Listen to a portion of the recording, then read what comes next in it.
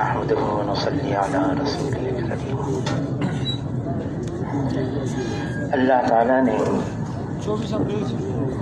اس دنیا کی زندگی کو عارضی، ناقص اور نامکمل فرمایا ہے، بلکہ کلام پاک میں فرمایا اس کا مفہوم ہے دنیا کی زندگی یہ لہو و لعب ہے، کھیل تماشا ہے۔ اس دنیا کی زندگی میں وقت میں ٹھہراؤ نہیں ہے اور یہ وقت تیزی سے گزر رہا ہے۔ آج ہم یہاں بیٹھے ہوئے ہیں، ہماری طرح ہی تھے وہ جو اس دنیا میں چلتے تھے، پھرتے تھے، بولتے تھے، کھاتے تھے، پیتے تھے، اور آج نہیں ہے۔ ہمارا بھی یہی حال ہونے والا ہے۔ حضور صلی اللہ علیہ وسلم نے صحابہ کرام سے پوچھا کتنا وقت ہے باقی دنیا کی زندگی کا؟ تو عرض کیا ہے اللہ کے رسول، ہم جب نماز پڑھتے ہیں اس کو اپنی زندگی کی آخری نماز سمجھ کر پڑھتے ہیں۔ فرمایا جس کا مفہوم ہے، میں تو یوں کہتا ہوں کہ نماز کے اختتام پر میں ایک طرف سلام پھیروں، پتہ نہیں دوسری طرف سلام پھیرنے کا موقع ملے گا یا نہیں ملے گا۔ دنیا کی زندگی غیر یقینی، ایک لمحے کا اعتبار نہیں ہے، اور موت ایسی یقینی ہے کوئی اس کا انکار کرنے والا نہیں۔ اللہ کا اعلان ہے کہ ہر جاندار کو موت کا ذائقہ چکھنا ہے، کل نفس ذائقۃ الموت۔ حضور صلی اللہ علیہ وسلم امت کو ترغیب دے رہے ہیں، موت کو کثرت سے یاد رکھو، حازم اللذات، لذتوں کو توڑ دینے والی چیز موت کو کثرت سے یاد رکھو۔ 2/3 رات گزر جاتی، حضور صلی اللہ علیہ وسلم مسجد نبوی میں تشریف لاتے، مجمع صحابہ کا رات کو تہجد پڑھنے کے لیے، اللہ سے مناجات کرنے کے لیے، قیام کرنے کے لیے، قرآن پاک کی تلاوت کرنے کے لیے، دعائیں مانگنے کے لیے، استغفار کرنے کے لیے اس مجمع میں حضور صلی اللہ علیہ وسلم اعلان فرماتے، لوگو اللہ کو یاد کرو، لوگو اللہ کو یاد کرو، کہ قیامت کا زلزلہ اور سور پھونکنے کا وقت آ رہا ہے اور موت اپنی ساری سختی سمیت آ رہی ہے۔ موت کی سختی، عائشہ رضی اللہ تعالی عنہا فرماتی ہیں حضور صلی اللہ علیہ وسلم کا دنیا سے پردہ فرمانے کا وقت قریب ہے، پانی کا پیالہ سرہانے رکھا ہوا ہے، حضور صلی اللہ علیہ وسلم اپنا مبارک ہاتھ اس پانی کے پیالے میں ڈالتے ہیں، چہرے پر ملتے ہیں اور فرماتے ہیں اے اللہ موت کی سختی کو آسان فرما۔ علی رضی اللہ تعالیٰ عنہ سے پوچھا آپ بتا سکتے ہیں موت کی سختی کیسے ہوتی ہے؟ تو علی رضی اللہ تعالیٰ عنہ فرمانے لگے 300 تلواروں کی کاٹ بیک وقت ایک بدن پر یہ تکلیف کم ہے اور موت کی تکلیف زیادہ ہے۔ شیخ الحدیث مولانا زکریا صاحب رحمۃ اللہ علیہ نے فضائل صدقات میں لکھا ہے، بنی اسرائیل کی ایک مقدس جماعت قبرستان میں آئی، دعا مانگی، اے اللہ کسی قبر والے کا حال ہم پر کھول دے، ہم اس سے براہ راست پوچھیں کیا گزری، کیسا ہوا۔ اللہ نے دعا قبول کر لی، ایک قبر کھلی، صاحب قبر نبودار ہوا، کہنے لگا کیا پوچھنا چاہتے ہو؟ میں بتاتا ہوں 50 سال گزر گئے مرے ہوئے، موت کی تکلیف اب تک بدن سے جدا نہیں ہوئی ہے۔ یہ موت فرمایا جناب رسول اللہ صلی اللہ علیہ وسلم نے جتنا تمہیں معلوم ہے اگر جانوروں کو پتہ چل جاتا تمہیں کوئی فربا جانور نہ ملتا ذبح کرنے کے لیے، سب اس غم اور خوف میں دبلے اور پتلے ہو جاتے۔ آج ہم دنیا میں اس طرح سے رہ رہے ہیں گویا کہ یہیں رہنا ہے۔ یہ زندگی جو اللہ نے عطا فرمائی ہے یہ ایسی نازک ہے اور اتنا پتلا دھاگا اٹکا ہوا ہے، لگا ہوا ہے، یہ ڈوری کسی وقت بھی ٹوٹ سکتی ہے۔ پھر سانس کا ڈورا جب ٹوٹے گا یہ دل کا دھڑکنا بند ہوگا، سانس آنا بند ہو جائے گا، یہ میت ہوگی، پھر کاندھوں پہ اٹھائی جائے گی اور قبرستان میں پہنچا دی جائے گی۔ وقت آ رہا ہے اور کسی لمحہ بھی آ سکتا ہے۔ جناب رسول اللہ صلی اللہ علیہ وسلم اس لائن کے ماہر ترین ہیں، فرما رہے ہیں عقل مند ہے وہ انسان جو موت کو کثرت سے یاد رکھے اور موت سے پہلے موت کی تیاری کر لے۔ فرمایا یہی وہ لوگ ہیں کہ دنیا کی عزت اور آخرت کی شرافت کو لے اڑے۔ ہو سکتا ہے اس دنیا کی مصروفیت، دنیا کی مشغولیت، دنیا کا انہماک اس نے ہمیں بھلا دیا، ہم بھول گئے موت آ رہی ہے، لیکن موت نے ہمیں نہیں بھلایا ہے۔ جب اللہ کی طرف سے مقرر وقت آئے گا پھر ایک لمحہ پہلے نہیں اور ایک لمحہ بعد میں نہیں اور جانا ہوگا۔ موت کی تیاری کرنی ہے، وہ کیا ہے تیاری؟ دنیا کی زندگی کے ایک ایک لمحے کو وصول کرنا ہے۔ فرمایا دنیا خلقت لکم وَإِنَّكُمْ خُلِقْتُمْ لِلْآخِرَةِ، اس دنیا کو بنایا ہے تمہارے لیے لیکن تمہیں اللہ نے بنایا آخرت کے لیے۔ دنیا کی زندگی ناقص، نامکمل، یہاں خوشی ہے تو غمی بھی ہے، یہاں صحت ہے تو بیماری بھی ہے، یہاں راحت ہے تو پریشانی بھی ہے، ملی جلی ہے۔ وہ تو آخرت کی زندگی، جنت، کوئی بیماری نہیں، کوئی دکھ درد نہیں، کوئی پریشانی نہیں، کوئی بڑھاپا نہیں، ہمیشہ ہمیشہ سکون ہی سکون رہے گا، لیکن وہ جنت میں ہے، دنیا میں نہیں ہے۔ کوئی دنیا میں متلاشی ہو مجھے یہاں پر راحت مل جائے، آرام مل جائے، سکون مل جائے، جو صرف دنیا میں اس لیے آیا ہے یہی تلاش کرنے کے لیے مال، نقشے، چیزیں، عہدہ، منصب، ڈگری، یہ چیزیں مل جائیں گی، مزے کی زندگی ہوگی، دھوکہ ہے دھوکہ۔ حضور صلی اللہ علیہ وسلم فرماتے ہیں یہ دنیا دار الغرور ہے، دھوکے کی جگہ ہے۔ فرمایا اس دنیا سے بچو، یہ ہاروت اور ماروت سے زیادہ جادو کرنے والی ہے۔ دنیا کو اپنا سردار نہ بناؤ، یہ تمہیں اپنا غلام بنا دے گی۔ دنیا اس کا گھر ہے جس کا آخرت میں کوئی گھر نہیں، دنیا اس کا مال ہے جس کا آخرت میں کوئی مال نہیں، اور دنیا کے لیے وہ جمع کرے جس میں ذرا بھی عقل نہیں۔ جناب رسول اللہ صلی اللہ علیہ وسلم سید ولد آدم ہیں، آدم علیہ السلام کی اولاد میں سب سے افضل، سید الاولین ہیں، سید الآخرین ہیں، امام الانبیاء ہیں۔ لا یمکن الثناء کما کان حقہ بعد از خدا بزرگ۔ تو یہ قصہ مختصر ہے۔ اللہ کے بعد رتبہ ہے، اللہ کے بعد درجہ ہے تو وہ جناب رسول اللہ صلی اللہ علیہ وسلم کا ہے۔ لیکن اس دنیا میں بے سر و سامانی حضور صلی اللہ علیہ وسلم کا دنیا میں سامان تھا.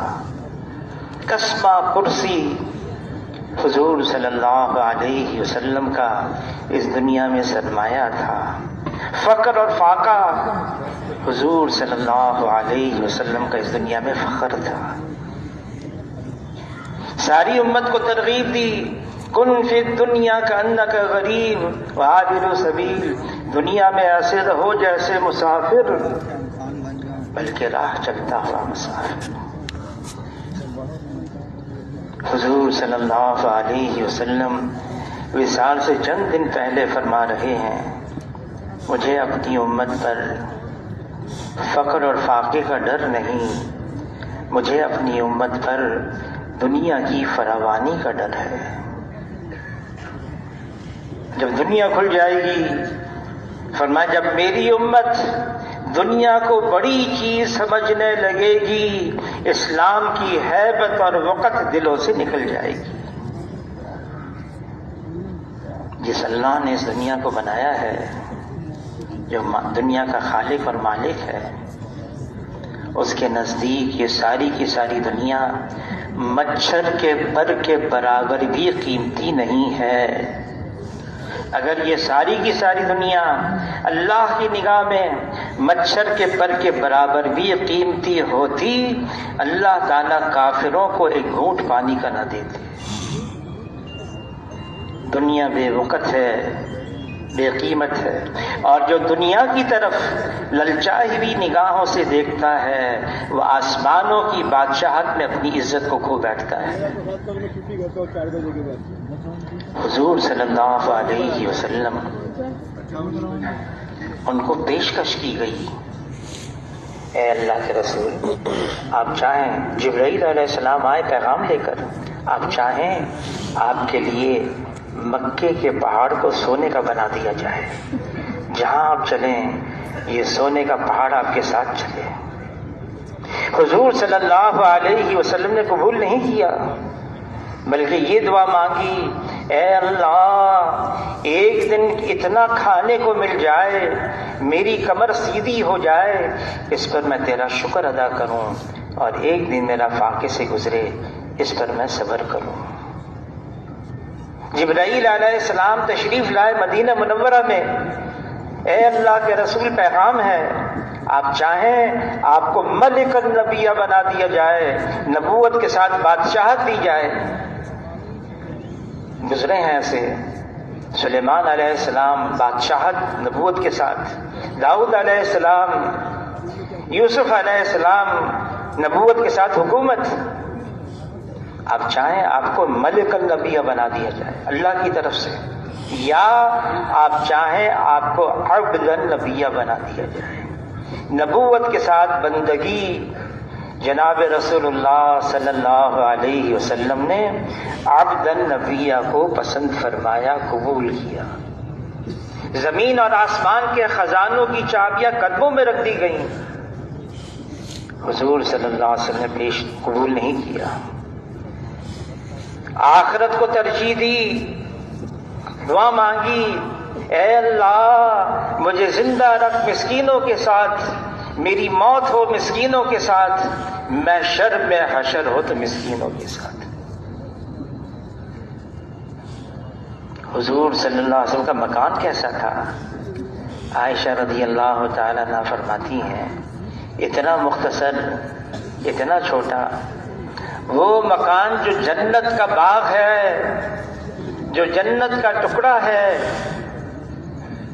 جہاں حضور صلی اللہ علیہ وسلم اس وقت آرام فرما رہے ہیں، اور وہ مٹی جو حضور کے بدن سے لگی ہوئی ہے وہ تو عرش معلیٰ سے بھی زیادہ قیمتی ہے. مکان کیسا تھا؟ عائشہ رضی اللہ تعالی عنہا فرماتی ہیں، ہم کھڑے ہو جاتے، قریب تھا کہ چھت ہمارے سروں کو لگ جاتی. اور عائشہ رضی اللہ تعالی عنہا فرماتی ہیں، میں اگر ایک ہاتھ یوں گھماتی ایک دیوار، دوسرا ہاتھ یوں گھماتی دوسری دیوار، رات کو اگر حضور صلی اللہ علیہ وسلم اس مبارک حجرے میں نماز کی نیت باندھ لیتے، سجدے کا وقت آتا، حضور صلی اللہ علیہ وسلم اپنا دست مبارک میرے پاؤں کو رکھتے، میں سمجھ جاتی سجدے کا وقت آیا ہے، پاؤں کو سکیڑتی اور حضور صلی اللہ علیہ وسلم کے لیے سجدہ کرنے کے لیے جگہ بناتی۔ کھانا کیا تھا؟ عائشہ رضی اللہ تعالیٰ عنہا فرماتی ہیں ہم ایک چاند دیکھتے، پھر ایک چاند دیکھتے، پھر ایک چاند دیکھتے، 2 مہینے لگاتار گھر کے اندر کھانا پکانے کے لیے آگ جلانے کی نوبت نہیں آتی تھی، کیونکہ کھانے پکانے کے لیے کچھ ہوتا نہیں تھا۔ پھر کیسے گزر اوقات تھی؟ اور عائشہ رضی اللہ تعالیٰ عنہا فرماتی اسودان، کھجور اور پانی، اور فرماتی یہ بھی کبھی بھی حضور صلی اللہ علیہ وسلم نے پیٹ بھر کر نوش نہیں فرمایا۔ خبر دی حضور صلی اللہ علیہ وسلم نے وقت آئے گا، بہت مال آئے گا، بہت مال آئے گا۔ جب حضور صلی اللہ علیہ وسلم ہجرت فرما رہے تھے تو 100 اونٹ رکھ دیے نام کے لیے، جو حضور صلی اللہ علیہ وسلم کو لے کر آئے اس کے لیے 100 اونٹ انعام ہے۔ سراقہ بن مالک قوم کا سردار تھا، 100 اونٹ اس وقت بھی، اس زمانے میں، ابھی بھی اونٹ بہت قیمتی ہیں لیکن اس زمانے 100 اونٹ انعام ملیں گے۔ نکل گیا پیچھا کرنے کے لیے، پہنچ بھی گیا۔ حضور صلی اللہ علیہ وسلم نے اس کی طرف دیکھ کر اللہ کی طرف متوجہ ہو گئے، اس کی سواری زمین میں دھنس گئی، وہاں ویلا کرنے لگا، بس اب میں آپ کا پیچھا نہیں کروں گا، میری سواری زمین سے نکل جائے۔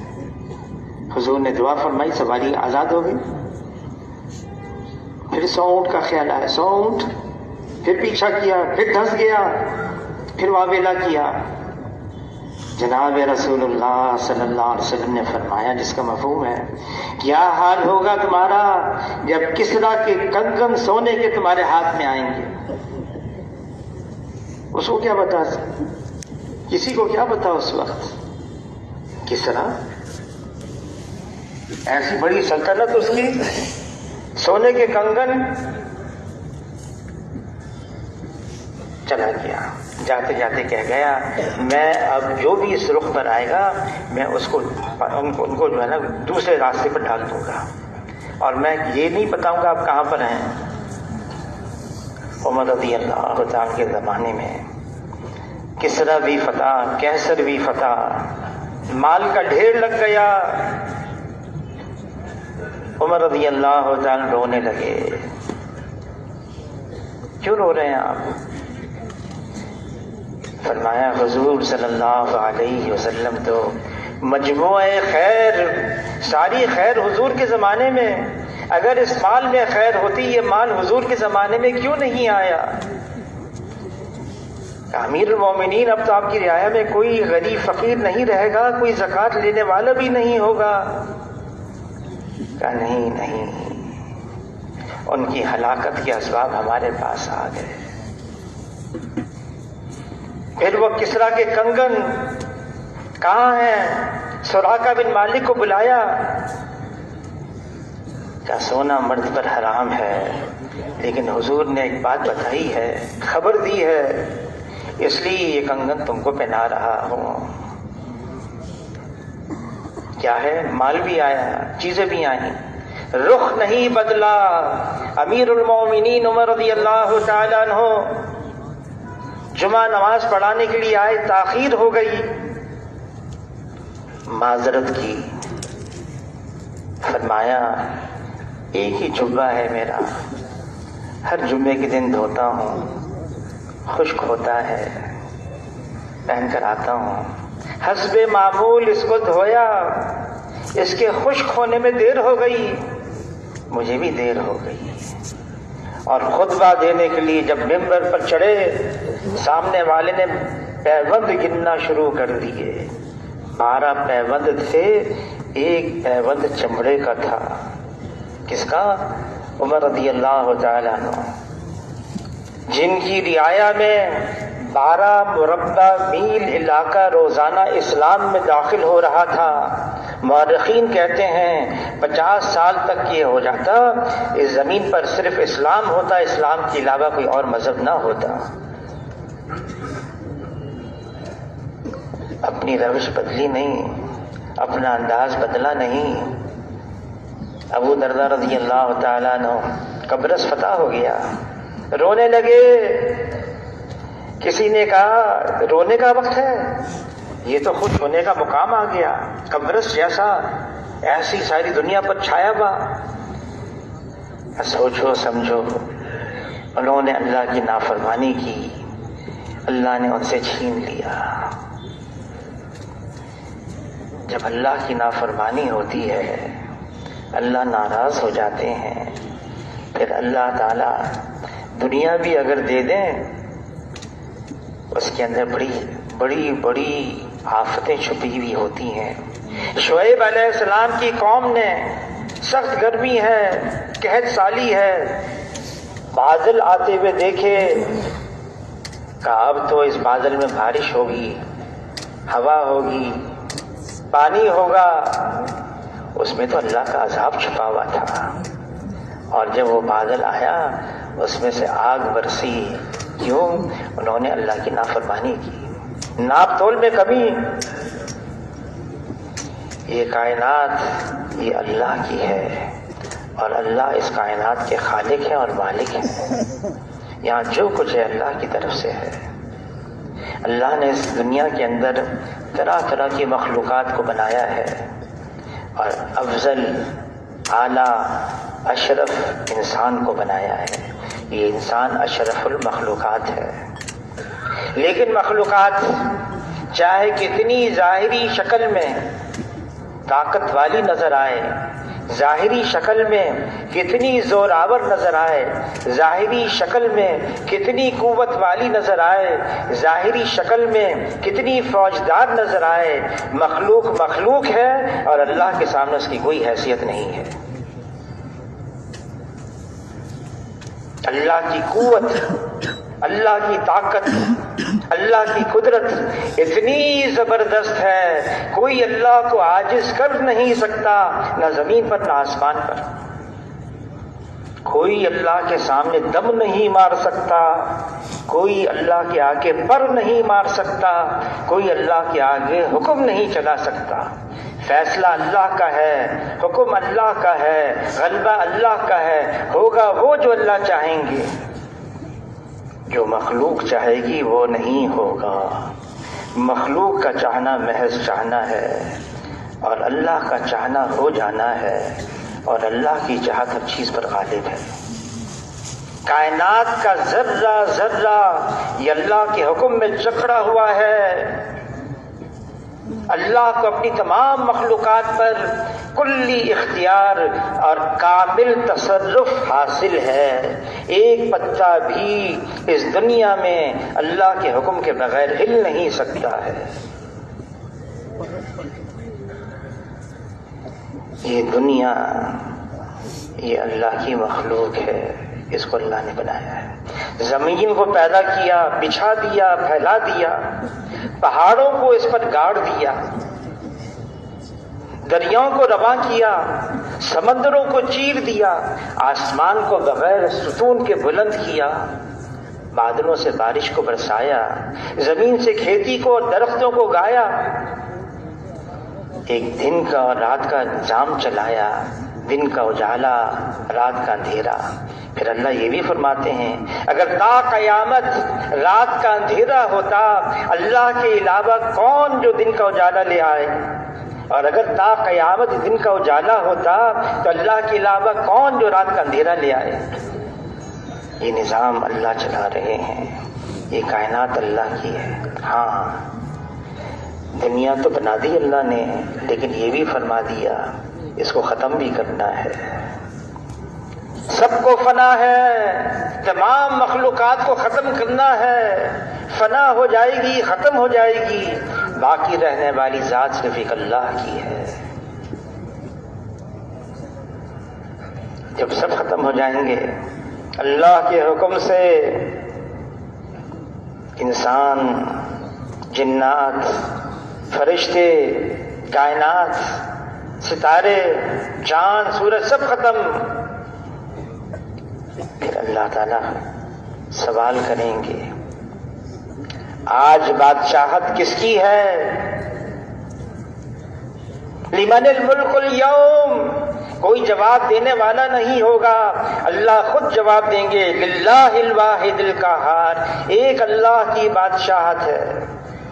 دنیا کی تمام حکومتوں پر کتنی ہی نظر آئے مضبوط ہے یہ، دنیا کی تمام سلطنتوں پر، دنیا کی تمام بادشاہتوں پر ایک اللہ کی بادشاہت ہے، فیصلہ اللہ کا ہے، حکم اللہ کا ہے، ہوگا وہ جو اللہ چاہیں گے۔ ایسے لوگ گزرے ہیں، دھوکے میں آ گئے۔ فرعون، ملک مصر میرا ہے، یہ باغات میرے ہیں، نہریں میری ہیں، محلات میرے ہیں، اور کیا نعرہ لگا دیا، انا ربکم الاعلی، میں سب سے بڑا رب ہوں۔ اللہ تعالیٰ نے فوراً نہیں پکڑا، یہ اللہ کی عادت ہے، ڈھیل دیتے ہیں۔ اللہ چاہیں تو فوراً پکڑ سکتے ہیں، کون ہے اللہ کو روکنے والا؟ کتنی قومیں آئیں، اللہ نے اپنا عذاب نازل کر دیا۔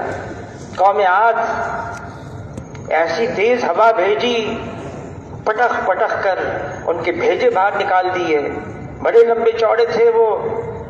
قوم سمود ایک چیخ آئی، کلیجے پھٹ گئے۔ نوح علیہ السلام، ان کے زمانے میں ایسا سیلاب آیا، سب کو ختم کر دیا۔ اللہ کے لیے کیا مشکل ہے، لیکن اللہ تعالیٰ ڈھیل دیتے ہیں۔ موسیٰ علیہ السلام، ہارون علیہ السلام کو بھیجا فرعون کے پاس، سمجھاتے رہے، مان کر نہ دیا۔ چند ڈبکیاں پانی میں ہوش ٹھکانے آ گئے، اب کہنے لگا ہاں میں ایمان لے آیا موسیٰ اور ہارون کے رب پر جو رب العالمین ہے۔ کوئی فائدہ نہیں، جب پانی سر کے اوپر سے گزر جائے پھر قابل قبول نہیں ہے۔ ختم کر دیا اللہ نے۔ لوگ گزرے ایسے، ہم ہیں، ہم سے زیادہ طاقتور کون ہے؟ بڑا گھمنڈ تھا، پٹخ پٹخ کے اللہ نے ان کو ختم کر دیا۔ کوئی اللہ کا مقابل بن نہیں سکتا، کوئی اللہ کے ساتھ جنگ کر نہیں سکتا۔ مخلوق ہے، مخلوق کی کیا حیثیت ہے اللہ کے سامنے؟ ہاں، اللہ تعالیٰ نے مخلوق تو بنائی ہے، لیکن ساری مخلوق سے اللہ کو پیار بھی ہے۔ الخلق عیال اللہ، ساری مخلوق اللہ کا کنبہ ہے، اللہ کو محبت ہے، تعلق ہے، بنایا اللہ نے ہے۔ اسی لیے تو اللہ نے انسانوں کو سمجھانے کے لیے، بتانے کے لیے انبیاء علیہ السلام کا ایک سلسلہ جاری فرمایا۔ آدم علیہ السلام سے لے کر جناب رسول اللہ صلی اللہ علیہ وسلم تک جتنے بھی نبی آئے، انسانوں پر محنت کی، اور شروع کیسے کی محنت کو؟ یا ایھا الناس قولوا لا الہ الا اللہ تفلحوا، اے انسانوں لا الہ الا اللہ کا اقرار کر لو، کامیاب ہو جاؤ گے۔ یہ لا الہ الا اللہ، یہ کلمہ توحید ہے، لا الہ الا اللہ، یہ کلمہ حق ہے، لا الہ الا اللہ، یہ کلمہ اخلاص ہے، لا الہ الا اللہ، یہ کلمہ معرفت ہے، لا الہ الا اللہ، یہ کلمہ عبدیت ہے، لا الہ الا اللہ، یہ اتنا وزنی ہے اگر ساتوں زمین اور آسمان کے اوپر رکھ دیا جائے تو ساتوں زمین اور آسمان اس کلمے کے وزن سے دب جائیں۔ لا الہ الا اللہ یہ وہ کلمہ ہے جس میں لا پہلے ہے، نفی، انکار، لا، اللہ کے علاوہ جو کچھ ہے وہ اللہ کا غیر ہے، وہ اللہ کا ما سوا ہے، اور جو اللہ کا غیر ہے وہ اللہ کے بغیر کچھ کر نہیں سکتا ہے۔ جو اللہ کا غیر ہے وہ اللہ کے بغیر کچھ کر نہیں سکتا۔ نظر چاہے جو کچھ آئے، یہ نظر کا دھوکہ ہے، یہ نظر غلط دیکھ رہی ہے، یہ سورج ہے، یہ مشرق سے ابھر رہا ہے، یہ مغرب میں ڈھل رہا ہے، نظر تو یوں آ رہا ہے۔ یہ سورج کا کمال نہیں ہے، وقت آئے گا اللہ اس کو مغرب سے ابھاریں گے بتانے کے لیے۔ یہ سورج میں روشنی ہے، یہ اس کی اپنی نہیں ہے، یہ اللہ کی ہے، اللہ کی دیوی ہے۔ اللہ ایسا وقت آئیں گے سورج ہوگا اور یہ بے نور ہو جائے گا۔ یہ سارا نظام اللہ کے قبضے میں ہے، اللہ کر رہے ہیں، چاہے کچھ اور نظر آئے، کرنے والی ذات اللہ کی ہے۔ لا الہ الا اللہ۔ مال سے زندگی نہیں بنتی، زندگی اس کی بنتی ہے جس کی اللہ بناتے ہیں۔ لا الہ الا اللہ۔ نقشے چیزوں سے کام نہیں بنتا، کام اس کا بنتا ہے جس کی اللہ بناتے ہیں۔ لا الہ الا اللہ۔ عہدے، منصب، ڈگری، اس سے عزت نہیں ملتی، عزت اس کو ملتی جس کو اللہ دیتے ہیں۔ اللہ دینے پر آئے کوئی لے نہیں سکتا، اللہ بنانے پر آئے کوئی بگاڑ نہیں سکتا، اور اگر اللہ ہی لے لیں پھر کوئی نہیں ہے جو دے سکتا ہے۔ اگر اللہ ہی بگاڑ دے پھر کوئی نہیں ہے جو بنا سکتا ہے۔ نگاہ اللہ پر جمی بھی ہو اس میں شک نہیں، دنیا دار الاسباب ہے۔ ہمیں کہا بھی گیا ہے سبب اختیار کرنے کو، کہا گیا ہے سبب اختیار کرو، دنیا دار الاسباب ہے، لیکن مسبب الاسباب اللہ ہیں، اور اللہ کرتے ہیں اپنی قدرت سے کرتے ہیں، کرنے میں کسی سبب کے پابند نہیں ہیں، کسی سبب کے محتاج نہیں ہیں۔ اللہ کو کسی سبب کی ضرورت نہیں ہے، سب اللہ کے محتاج ہیں اور اللہ کسی کا بھی محتاج نہیں ہے۔ لا الہ الا اللہ یہ کلمہ معرفت ہے، جس نے اللہ کو پہچان لیا پھر وہ اللہ کو چھوڑ کر کہیں اور نہیں جائے گا، مال کی طرف نہیں، چیزوں کی طرف نہیں، نقشوں کی طرف نہیں، عہدے کی طرف نہیں، دنیا کی طرف نہیں، اس کا رخ ہوگا صرف اللہ کی طرف۔ فَفِرُّوا إِلَى اللَّهِ، وہ دوڑے گا، بھاگے گا اللہ کی طرف۔ جس دل میں صرف اللہ سے امید ہوتی ہے، جس دل میں صرف اللہ کا خوف ہوتا ہے، وہ دل مطمئن ہو جاتا ہے۔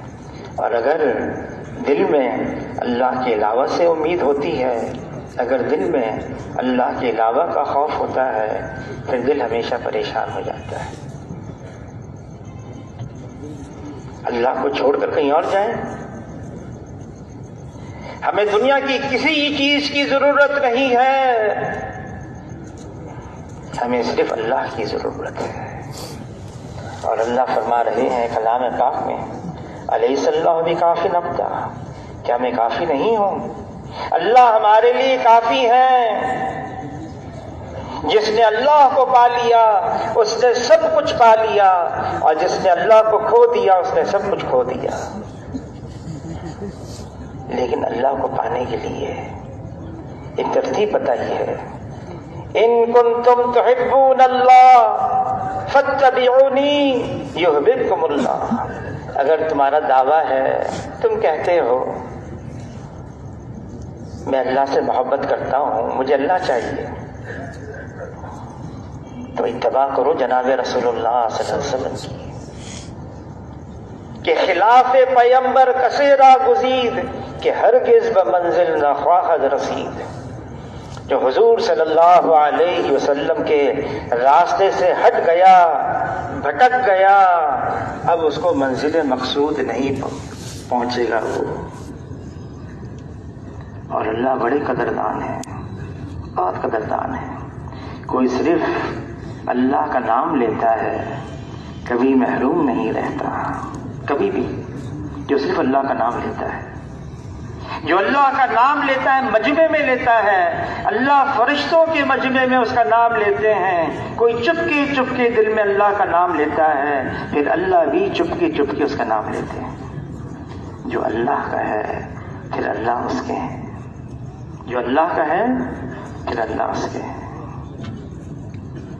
حضور صلی اللہ علیہ وسلم کی اتباع، حضور کے راستے پر چلنا، حضور کے طور طریقے اختیار کرنا، یہ ہمارا سرمایہ ہے، یہ ہمارا خزانہ ہے۔ حضور صلی اللہ علیہ وسلم کی ایک ایک سنت یہ زمین اور آسمان کے خزانوں سے زیادہ قیمتی ہے کہ زمین اور آسمان کے خزانے ایک نہ ایک دن ختم ہو جائیں گے، اور حضور صلی اللہ علیہ وسلم کی ایک ایک سنت یہ اللہ کے خزانوں سے ہمیشہ دلائے گی۔ حضور صلی اللہ علیہ وسلم کی سنت، اللہ اکبر، صحابہ کرام کو اس کی قدر تھی۔ یہ حضور صلی اللہ علیہ وسلم نے کیا ہے، حضور صلی اللہ علیہ وسلم کے بدن مبارک سے نکلا ہوا ہے۔ جانتے تھے قیمت کو۔ عمر رضی اللہ تعالیٰ عنہ امیر المومنین ہیں، بیت المقدس فتح کرنے کے لیے جا رہے ہیں، غلام لیا، سواری لی، طے کیا غلام سے ہم باری باری سواری پر سوار ہوں گے، کئی ہفتوں کا سفر مدینہ منورہ سے ملک شام۔ جب قریب پہنچے، ابو عبیدہ بن جراح رضی اللہ تعالیٰ عنہ، جس کے بارے میں حضور صلی اللہ علیہ وسلم فرما گئے میری امت کے امین ہیں یہ ابو عبیدہ بن جراح، وہ آئے، سپہ سالار ہیں، سواری لے کر آئے، اعلیٰ نسل کا گھوڑا، ایک نیا لباس بھی لے کر آئے۔ امیر المومنین عمر رضی اللہ تعالیٰ عنہ کہ آپ مسلمانوں کے سربراہ کی حیثیت سے آئے ہیں، بیت المقدس کو فتح کرنے کے لیے آئے ہیں، نصارہ کے پاس آئے ہیں، سواری آپ کی دیکھیں، اونٹ ہے، کپڑے دیکھیں، پیبند لگے ہوئے ہیں، اعلیٰ نسل کا گھوڑا لے کر آیا ہوں، نیا لباس لے کر آیا ہوں، پہن لیں، اختیار کر لیں۔ کوئی گناہ کی بات نہیں، ترغیب دی۔ عمر رضی اللہ تعالیٰ نے قبول کر لیا، نیا لباس پہن کر گھوڑے پر سوار ہو گئے، چند قدم چلے اور اپنے آپ سے کہنے لگے اے عمر تو بدل گیا۔ لوٹے ابو عبیدہ بن جراح رضی اللہ عنہ کی طرف، کس دھوکے میں پڑے ہوئے ہو؟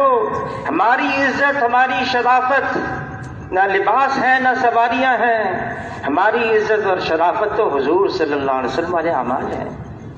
اللہ نے ہمیں عزت دی اسلام کی وجہ سے، اگر اسلام کے علاوہ ہم عزت تلاش کریں گے اللہ ہمیں ذلیل کر دیں گے۔ ہماری پہچان، ہماری شناخت یہ ہے ہم حضور صلی اللہ علیہ وسلم کی امتی ہیں۔ یہ اتنی بڑی پہچان ہے، یہ ہماری نسبت ہے جناب رسول اللہ صلی اللہ علیہ وسلم سے، ہم حضور کے امتی ہیں۔ صحابہ اکرام ان کو پتہ چل جائے یہ حضور صلی اللہ علیہ وسلم نے کیا ہے۔ کسی نے امیر المومنین عمر رضی اللہ تعالیٰ کو شکایت کی، ایک مکان ہے اور اس کا پرنالہ بارش کا پانی جس سے آتا ہے اس کا رخ مسجد کی طرف ہے. بارش ہوئی، پانی سارا اندر آ گیا. عمر رضی اللہ تعالیٰ عنہ امیر المومنین ہے، اختیار ہے، آئے اور اس پر نالے کو نکال دیا. عباس رضی اللہ تعالیٰ عنہ حضور کے چچا دیکھا پر نالا نکلا ہوا ہے. کس نے نکالا؟ امیر المومنین عمر نے نکالا. ان کے پاس پہنچے، امیر المومنین آپ نے نکالا ہے؟ کہاں؟ نقصان ہو رہا تھا، پریشان ہو رہے تھے، پانی سارا مسجد میں آ رہا تھا. بس اس کے بعد یوں کہا، یوں فرمایا، امیر المومنین آپ کو خبر ہے اس کو کس نے لگایا تھا؟ عمر رضی اللہ تعالیٰ پوچھنے لگے کس نے لگایا تھا؟ فرمایا اس کو حضور صلی اللہ علیہ وسلم نے اپنے دست مبارک سے خود لگایا تھا. عمر رضی اللہ تعالیٰ تھر تھر کانپنے لگے. حضور نے جس کو لگایا میں نے اس کو نکال دیا، یہ کیسے کیا؟ نالا لے کر آئے. عباس رضی اللہ تعالیٰ سے فرمانے لگے دیکھو میں جھکتا ہوں، میری کمر پر چڑھ کر تم اس پر نالے کو دوبارہ لگاؤ. تو عباس رضی اللہ تعالیٰ فرمایا نہیں امیر المومنین، میں جھکوں گا اور میری پیٹھ پر چڑھ کر آپ کے پر نالا خود لگائیں گے.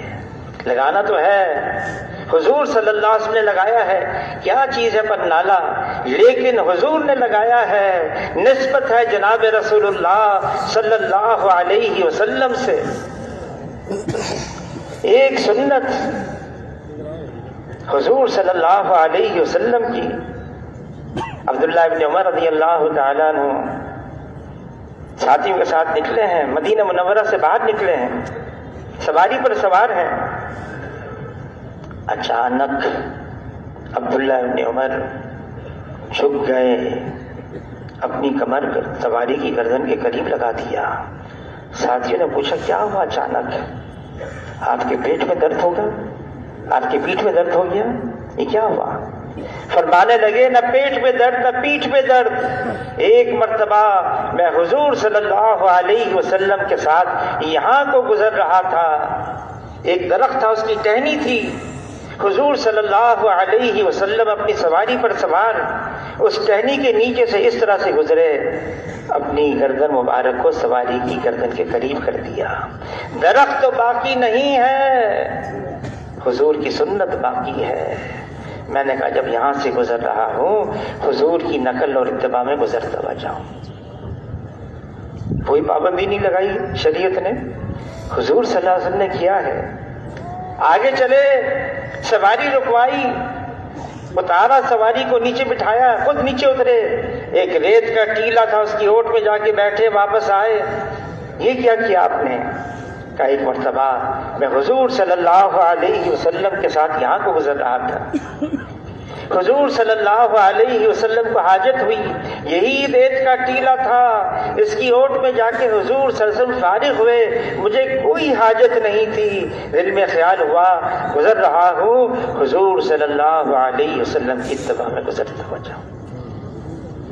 اس امت کو جو کچھ ملا حضور صلی اللہ علیہ وسلم کی اتباع کی وجہ سے ملا ہے. جو کچھ ملا، اور ہم نے جو کچھ کھویا ہے وہ حضور صلی اللہ علیہ وسلم کی مبارک زندگی کو چھوڑ کر کھویا ہے. مال تو ہے، نقشے بھی ہیں، چیزیں بھی ہیں، ملک بھی ہے، بڑی تعداد ہے، لیکن کیا ہے؟ اللہ کی مدد ہے حضور کی اتباع میں. حضور صلی اللہ علیہ وسلم کے مبارک طریقوں کے ساتھ. اور ایک تو ہے حضور کا طریقہ اور ایک ہے حضور صلی اللہ علیہ وسلم کا مقصد. حضور صلی اللہ علیہ وسلم کا مقصد کیا تھا؟ فرمایا میں دیکھ رہا ہوں لوگ جہنم کی طرف جا رہے اور ان کی کمر پکڑ پکڑ کر میں ان کو جنت کے راستے میں ڈال رہا ہوں. انسانیت کو جہنم سے بچانا ہے، یہ حضور صلی اللہ علیہ وسلم کا مقصد. اس زمین پر اللہ کی فرما برداری عام ہو جائے، اس زمین پر اللہ کی نافرمانی مٹتی چلی جائے، یہ حضور صلی اللہ علیہ وسلم کا مقصد ہے۔ حضور صلی اللہ علیہ وسلم کو اللہ نے آخری نبی بنا کر بھیجا، نبوت کا سلسلہ بند فرما دیا، حضور کا مقصد منتقل فرمایا امت کی جانب۔ یہ امت ہے جس نے لا الہ الا اللہ محمد الرسول اللہ کا اقرار کر لیا، اس کے ذمے یہ بات ہو گئی، خود دین پر چلنا ہے، اس دین کو دنیا کے اندر عام کرنا ہے، یہ دین دنیا میں عام ہو جائے۔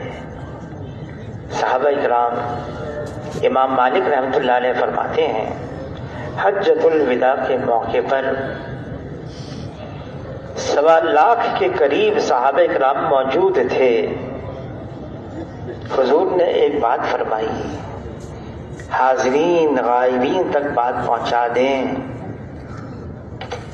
1.25 لاکھ صحابہ میں سے صرف 10,000 12,000 صحابہ کی قبریں مدینہ منورہ میں، مکہ معظمہ میں، آس پاس درمیانی علاقے میں، باقی کہاں ہیں؟ ساری دنیا میں پھیل گئے، حضور کا پیغام لے کر جہاں تک جا سکے، نہیں جا سکے نیت کر کے گئے۔ عقبہ بن نافع رضی اللہ تعالیٰ عنہ شمالی افریقہ میں پھرتے رہے، بحر اوقیانوس تک پہنچے، گھوڑے کو پانی میں ڈالا، پانی گھوڑے کے سینے تک آ گیا، فرمانے لگے اے اللہ، اگر میرے علم میں یہ بات ہوتی، اس پانی کے اس پار بھی لوگ آباد ہیں، میں وہاں بھی جاتا، تیرے نام کو اونچا کرتا، تیرے دین کو عام کرتا۔ نیت کر کے چلے گئے، نہیں جا سکے، نیت کر لی۔ ابو ایوب انصاری رضی اللہ تعالیٰ عنہ میزبان رسول ہے، ان کی قبر مدینے میں نہیں ہے، ان کی قبر استنبول ترکی میں ہے۔ بوڑھے ہو گئے، 90 سال سے زیادہ عمر، اس عمر کے اندر کیا حال ہو جاتا ہے؟ ان کے بچوں نے، پوتوں نے، بڑ پوتوں نے، ہم جائیں گے آپ کی جگہ، آپ گھر میں ہی رہیں۔ کہ نہیں، قرآن کی یہ آیت مجھے گھر میں بیٹھنے نہیں دیتی، انفروا خفافا وثقالا، نکلو اللہ کے راستے میں، ہلکے ہو یا بوجھل، ہر حال میں۔ ان کے لیے سواری پر ایسی چیز بنائی گئی جس سے وہ گرے نہیں، نکل پڑے، ترکیہ پہنچ گئے، موت کا وقت آ گیا، وصیت کی جہاں میری روح پرواز کر جائے وہاں مجھے دفنانا نہیں، بلکہ میری میت کو جہاں تک لے جا سکو لے جانا۔ کیوں؟ تاکہ میں اللہ کے سامنے حشر میں کہہ سکوں اے اللہ، زندہ تھا تیرے راستے میں پھرتا رہا، مر گیا میری لاش بھی تیرے راستے میں پھرتی رہی۔ کئی دن اور استنبول میں آ کے ان کو دفنا دیا۔ ترکمانستان جماعت گئی، ترکمانستان ریگستانی علاقہ، خچروں کے ذریعے سے وہاں پہنچے، دیکھا صحابی کی قبر ہے وہاں پر ویرانے میں، صحابی کی قبر۔ مولانا احسان صاحب کی جماعت گئی، چین گئی، گانجو، کینٹون، اور پتہ چلا یہاں ایک صحابی کی قبر ہے، تلاش میں نکل گئے، صحابی کی قبر مل گئی۔ مولانا احسان صاحب فرمانے لگے میں واپس آ کے میں نے تحقیق کی یہ کون سے صحابی ہیں، پتہ چلا یہ حضور صلی اللہ علیہ وسلم کے زمانے میں ہی ان کی موجودگی میں نکل گئے تھے سمندر کے راستے، چین پہنچ گئے، محنت کی۔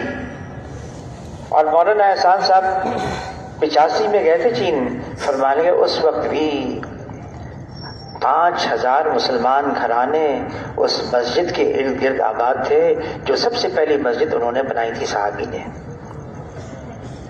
فرمایا میں نے تحقیق کی کہ یہ صحابی محنت کرتے رہے، پھر خیال آیا میں مدینہ پہنچوں، واپس ہوئے، ہندوستان کی کسی بندرگاہ پر لنگر انداز ہوئے، لوگوں نے خبر دی حضور صلی اللہ علیہ وسلم دنیا سے پردہ فرما گئے۔ خیال آیا اب واپس مدینے جا کے کیا کرنا ہے، لوٹے واپس چین اور وہیں ان کی خبر بنی۔ ایک بزرگ گزرے مولانا درخواستی صاحب، بیمار تھے، میں ان سے ملنے گیا، فرمانے لگے کہاں سے آئے ہو؟ بھاولپور میں تھے، میں نے کہا کراچی سے۔ فرمانے لگے بالتحقیق کراچی کی قریب جگہ ایک ہے ٹھٹا، وہاں 100 صحابہ کی قبریں موجود ہیں۔ سکھر میں، بلوچستان میں، پشاور میں، کابل کے اندر 70 صحابہ کی قبریں ایک جگہ ہیں۔ یہ کیوں گئے، کیوں نکلے؟ ایک ہی غرض، اللہ کا دین دنیا میں عام ہو جائے، دنیا کے رہنے والے یہ حضور صلی اللہ علیہ وسلم کی نبوت سے فائدہ اٹھا لیں، ان کی دنیا بھی بن جائے، ان کی آخرت بھی بن جائے۔ اور اصل تو آخرت ہے، آخرت، دنیا تو بہرحال ختم ہو جائے گی، وہاں تو پوچھا جائے گا، بلکہ مرتے ہی حضور صلی اللہ علیہ وسلم کی شریف مبارک دکھائی جائے گی، ان کے بارے میں کیا کہتے ہو، ہم سے پوچھا جائے گا۔ حضور صلی اللہ علیہ وسلم، آج ہمارا کیا حال بن گیا ہے؟ ابھی ہم گئے تھے باہر، واپس آئے، ایئرپورٹ پہ دیکھا مسلمان ہیں، کراچی پہنچے، لباس ہی عجیب قسم کا، جس قوم کی جو مشابہت اختیار کرے گا حشر کے میدان میں اسی قوم سے اٹھایا جائے گا۔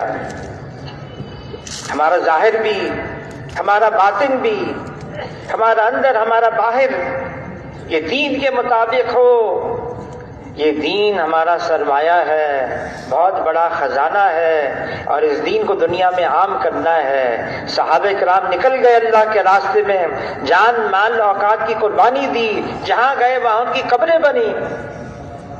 شیخ الحدیث مولانا زکریا صاحب رحمۃ اللہ نے لکھا ہے، اگر یہ امت، اس امت کا یہ حصہ صرف صحابہ کرام کا 10% اختیار کر لے، اللہ ہمارے ساتھ وہ معاملہ کریں جو اللہ نے صحابہ کرام کے ساتھ کیا، صرف 10واں حصہ کر لیں۔ دین قربانی مانگتا ہے، لیکن ہماری دین کی بنیاد اللہ پر اعتماد ہے، اللہ پر بھروسہ ہے، اللہ پہ توکل ہے، بہت مضبوط بنیاد ہے۔ حضور صلی اللہ علیہ وسلم نے جریر بن عبداللہ رضی اللہ تعالیٰ عنہ کو وصال سے چند دن پہلے بلایا اور فرمایا دیکھو تمہاری موت اس وقت تک نہ آئے جب تک اللہ سے اچھا گمان نہ باندھو۔ اور اللہ تعالیٰ کلام پاک میں فرماتے ہیں ان تنصروا اللہ ینصرکم، تم میری مدد کرو میں تمہاری کروں گا۔ اللہ تو کسی کی پابند نہیں ہے، محتاج نہیں ہے، دین کے لیے قربانی دو، اللہ کے راستے میں مال، اوقات، وقت کی قربانی، ہاں قربانی۔ مولانا یوسف کاندھیلوی رحمۃ اللہ علیہ فرمانے لگے انتظامی چلوں سے فائدہ ہوگا، ثواب ملے گا، اثر بھی ہوگا، باطل کی جڑیں کھوکھلی ہو جائیں یہ تو قربانی کے چلوں سے ہوگا۔ اسباب نہیں ہیں، مشکلات ہیں، اللہ پر اعتماد کر کے، اللہ پہ بھروسہ کر کے، اللہ پہ توکل کر کے اللہ کے راستے میں نکلنا، یہ ہماری بنیاد ہے۔ حاجی صاحب، حاجی عبدالوہاب صاحب رحمۃ اللہ علیہ پرانوں کا جوڑ تھا، اب جیسے پرانوں کا جوڑ ہونے والا ہے نا، کب سے ہونے والا ہے پرانوں کا جوڑ؟ ماشاءاللہ تاریخ تو یاد ہے آپ حضرات کو، لیکن اس میں سارے 3 چلے والوں کو جانا ہے، ایسا نہ کوئی رہ جائے پیچھے۔ تو پرانوں کا جوڑ ہو رہا تھا رائے میں پہلے کسی زمانے میں، تو حاجی صاحب ممبر سے انہوں نے ہدایات دی، روانگی کی بات کی، دعائیں مانگی، بہت لمبی دعا تھی، پھر واپس آئے حویلی میں اور مشورے میں آ کے بیٹھ گئے، ویل چیئر میں تھے۔ نیند کا اتنا غلبہ، اتنے تھک گئے، ویل چیئر سے گرنے لگے۔ تو میں نے اپنے ساتھیوں سے کہا کہ دیکھو حاجی صاحب بہت تھک گئے، ہم ان کو کہہ دیں، اجازت دے دیں، ہم کہہ دیں کہ آپ آرام کریں، ہاں جو اب ہمارے آپس میں بات آئے گی ہم ان کے سامنے رکھ دیں گے، پھر وہ جیسے فیصلہ فرمائیں۔ تو کسی کی ہمت نہیں ہوئی، میں آہستہ آہستہ جا کے ویل چیئر کے پاس بیٹھ گیا۔ ان کو احساس ہو گیا کہ کوئی آ گیا ہے، اٹھ گئے، میری طرف دیکھا، کیا بات ہے؟ میں نے کہا حضرت آپ بہت تھک گئے ہیں، آپ آرام کر لیں، ہم آپس میں جو چیز بات آئے گی ہم آپ کے سامنے رکھیں گے، آپ جیسے فیصلہ فرمائیں گے۔ فرمایا نہیں میرے جان، میں تو یہ چاہتا ہوں میرا ایسا حال بن جائے، اللہ کو رحم آ جائے، پھر اللہ ہدایت کے فیصلے فرما دے۔ ہدایت تو اللہ کے ہاتھ میں، انک لا تہدی من احببت، ہدایت تو اللہ ہی کے پاس ہے، لیکن ہدایت کے لیے نبی کی محنت ہے، نبی کی محنت میں مشقت ہے۔